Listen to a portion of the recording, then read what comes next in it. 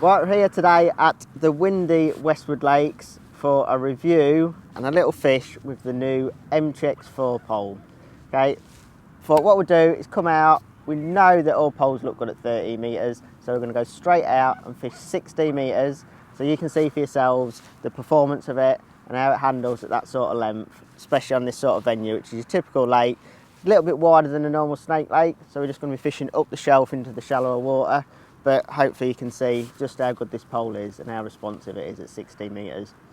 Before we kick it off, and I know you all want to see me fish with it, but just to get a little bit technical, just wanted to explain the price point of this pole. So the old MTX4 was priced at £3,000 and that pole has now become the MTX5 in the new range. So the old MTX4 is the new MTX5. It's gone from £3,000 to £3,500, okay? So the old MTX4, just forget about that. This new MTX4 is a completely new design pole, and this is at £2,200 and now sits perfectly between the MTX3, which is £1,500, and as I mentioned, the MTX5, which is £3,500. So this at £2,200, sorry, is a completely new design pole, and it is absolutely fantastic at fishing at 16 metres and fishing long. Hopefully you'll see that in the next few minutes of video and you can see just how good it performs.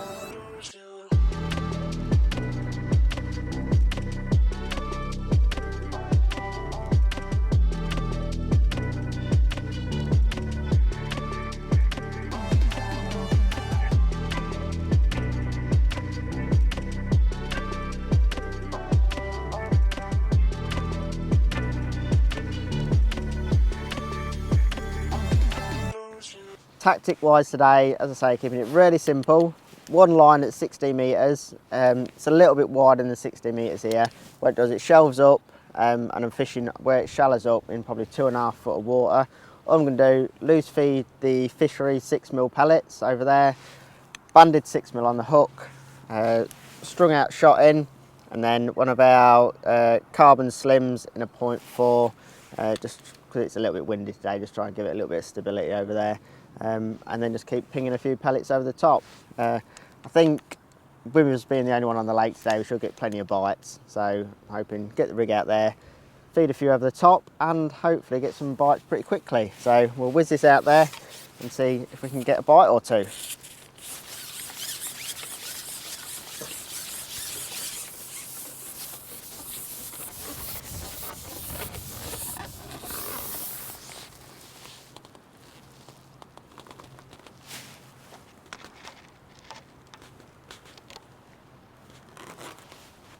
So I'm just going to ping a few 6s over the top.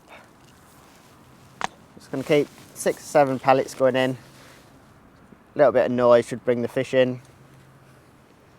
I think we're warming up. There we go, straight away. I was going to say I didn't think we'd have to be waiting long for a bite. There's a mixture of F1s and carp in here. There's carp to well into double figures, and then the F1s are everything from a few ounces up to 4 or 5 pounds, some of the older fish are, so not quite sure what we're going to be getting today size wise. That looks like an F1. But it'd also be nice to get one of them big carp as well today, just to give this pole a proper test. Nice big F1, terrible netting.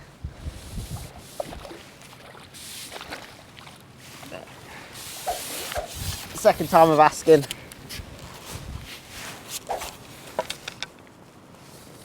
Slip that out. Have a quick look at this one.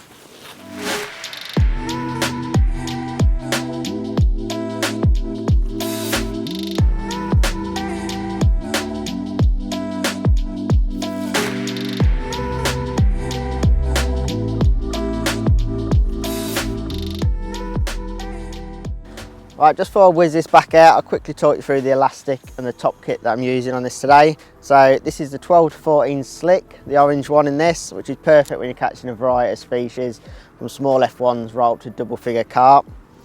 That's through one of the match kits that comes with this pole, and all the top kits the power kits, the match kits and the short kits all come with the revolve side puller.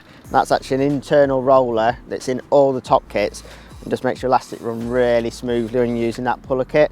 And as well, because there's a roller internally, your elastic lasts a lot longer, so it's not rubbing against the PTFE on the side of the top kit there. So top kit wise, this is a match kit, as I say. This pole comes with 3 match kits, 3 power kits and 3 short kits. So 9 kits in total, and then your cupping kit on top as well. The short kit's obviously shorter, so if I fished with a short kit today, I wouldn't be fishing a true 16 metres. So what I've done, I've gone for the longer match kit today, just so that when I'm fishing 16 metres, I'm at full length. So I'll whiz this out. Just before I ship out as well, it's worth noting that this pole comes with the nose cones already fitted. So that nose cone's fitted in this section, which is the number 3 section, and then also the next section, which is the number 4 section. And it just stops any damage to your pole. If you knock them sections together, you're not going to chip the sections or anything. It's just going to make everything last a lot longer. So just pop that on there, just slip this out. This pole as well has got the glide tape finish on it, which just makes it slide through your hands really easy. Whether your hands are wet, whether they're dry, whether the pole's hot, cold. If you've just caught a fish and your hands are slimy, it's still going to slide through really easily. As you can see, it just glides through really easy to ship this out to 16 metres. Just use my legs for the last little bit. And again, we've got the mini extension on here. So with this mini extension on, it's going to take it to exactly 16 metres. So the old MTX Ranger poles, even with the mini extension on, were slightly under 16 metres. I think there's about 15 centimetres under a true 16 metre pole. So with this mini extension on, it is exactly 16 metres. And also the mini extension for the 13 metre section, the 11 metre section, and this one does the 14.5 and the 16 metre sections. They all come with the EVA nose cone fitted. Again, it's just to try and make the poles last a little bit longer, and when you're shipping it back, especially if you're fishing a natural venue and you're pushing it back through a hedge or on a commercial, there might be a gravel path or something behind you, just stops any chips or little dinks on the end of them sections, which might cause them to fail at some point. So all those mini extensions come with that EVA cone fitted. It's just going to help everything last that little bit longer. They're also a lot stronger, so when you're fishing a full 16 metres like this, these mini extensions are really handy to be using, just because you've got that sort of reassurance that if you strike them with your elbow, that you're not going to put your elbow through an expensive section.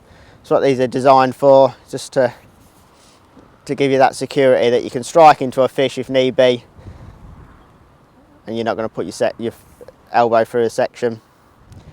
This wind's a little bit awkward today. We did sit with it over a back, but it's coming sideways at times, making it a little bit more difficult to hold, but it's still really comfortable. So most of the time, even in this wind, it's coming across me now a little bit, but quite comfortably hold it at 60 metres. I mean, I'm not the biggest of anglers. It's not like I've got 18 stone stuck to the back of this pole. On a good day I might weigh 10 stone, but it just shows that, like, as long as it's sat correctly, you've got a good quality pole, you could fish this at 16 metres all day long quite comfortably. Holding it, feeding with a catapult. Just dropping the rig in there. Important as well, when I drop my rig in, just to ship back slightly, then drop it in, because I'm fishing on the slope. If I just lift it straight up and back down again, my rig's not going to be sat on the slope properly, so I just swing it back slightly and then just let it fall back against the slope. I think it's worth noting as well, just while we're talking about fishing the 16 metre pole, I know some people do struggle fishing at long lengths, which is quite understandable, because it doesn't matter how much you pay, a 16 metre pole is never easy to manage. I don't think any angler will ever say that fishing 16 metres is an easy, enjoyable process for 5 or 6 hours. But setting your box up correctly, setting your rollers up correctly, and correct posture is definitely going to help make it not enjoyable, but it's going to make it comfortable. And as I say, I'm not the biggest of anglers, but I've just made sure that over the years I've got set up in such a way that I can make it as comfortable as possible. So I'm obviously using the XR36 comp, just because I can adjust the height of it, which means I can get my knees level, which again I'm using my knees a lot to support the pole. And then because my knees are high, they're taking a lot of the weight, so it's not on my arms. If I need to feed, I can let go with one hand, and then my knee's taking all that weight. I can still strike with my knee if I need be. And then I've got this hand that's free to pick up my catapult, pick up my pellets, and then all I use is my fingers off my other hand, just hold the pouch, push the catapult forward, and out it goes. And if at any point I get a bite while I'm doing that, I lift on my knee or strike. And then all I do then is just take the weight with my hand again, pop that under my knee, and then my hand is basically sandwiched between my knee and the pole. Especially when it's windy like it is today, and we're getting a bit of a crosswind at times, it just helps me steady it a little bit. Again there, it's just come across me again, so I can just use my hand to steady the pole. And there we go, we've got a bite. Missed that though.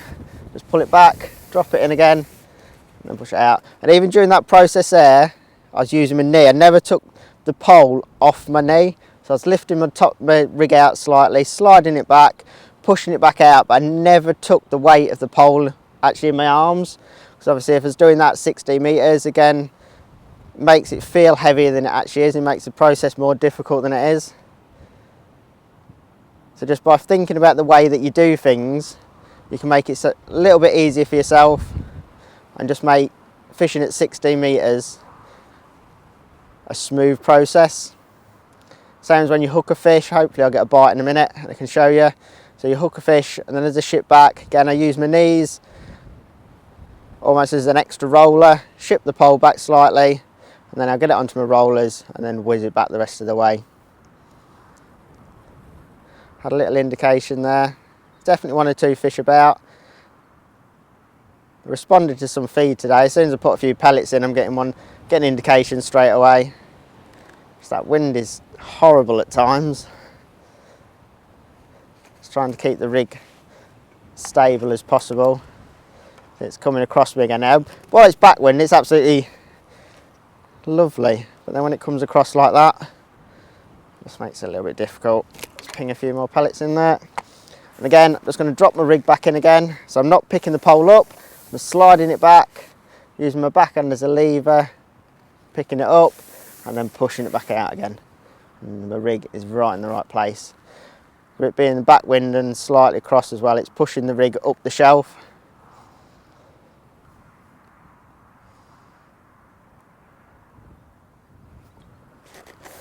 There we go, I've got a fish. As I say, not picking the pole up, all I'm doing is just sliding it across my knees, keeping the tip low to the water. The fish is following me back. And just before I get to my roller, I'm going to lift it up, and at that point the pole's nicely balanced, I'm not taking any weight. I'm going to slide it onto the rollers and straight back. Keep the tip low to the water.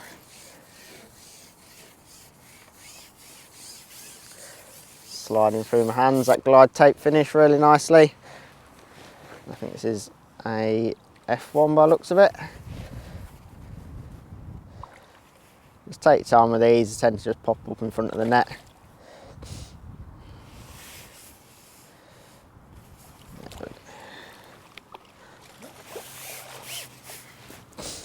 And in we go, another nice fish at 60 metres. Really easy, really comfortable fishing. Oh, lovely fish. Just fishing hard pellets at 60 metres on the MTX4. Absolute joy.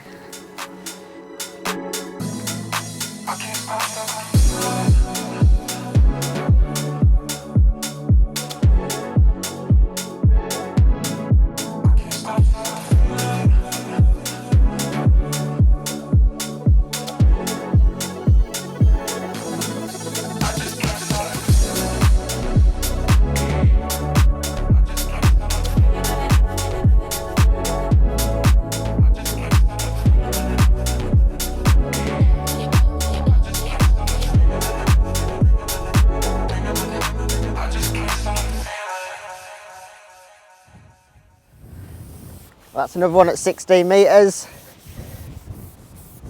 and we'll probably make this the last fish of the day. It's been really enjoyable, plenty of F1s, some carp up to £5 or £6. No double figure fish, which would have been nice because there's plenty of them in here, but it's still been really enjoyable, and hopefully you've seen a lot of the features of this MTX4 and just how manageable and fishable it is at 60 metres. I think this is another F1, only a little one. But if you need any more details on this pole, all the details, the features and the full spec are on the website. And we've also got plenty of videos coming over the next few weeks on the MTX4 and also the rest of the MTX range. So hopefully you've enjoyed it, and we'll see you all on the bank soon.